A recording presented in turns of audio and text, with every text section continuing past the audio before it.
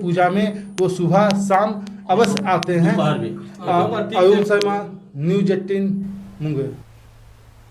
वहीं बिहार के नवादा में मुसलसल बारिश ने मामूलाती जिंदगी दरहम बरहम कर दी है। बारिश की वजह से रिवा PHC कैंपस पानी से भर गया है। अस्पताल आने वाले तमाम मरीजों को गंदे पानी में दाखिल होने के बाद ही अस्पताल पहुंचाना पड़ता है, जिसकी वजह से लोगों में इन्फेक्शन का खतरा और भी ज्यादा बढ़ गया है।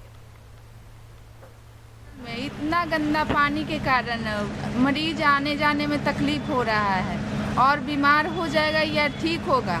हम दिखाने के लिए मरीज आए हैं, लेकिन यहाँ पानी की समस्या बहुत खराब है। इतना गंदा पानी है, कुछ कहने के नहीं। कचरा उधर फेंकाता सब इसी में आता है, कहाँ जाता है। मैं सरकारी अस्पताल में दवाइयाँ लेने आए थे और यहाँ पूरा भरे हुए पानी है, उसमें गंदा पानी है, नाली का पानी है। वह पानी शरीर के लिए हानिकारक है और बीमार पड़ जाने के बाद फिर सरकार क्या देखेंगे या न देखेंगे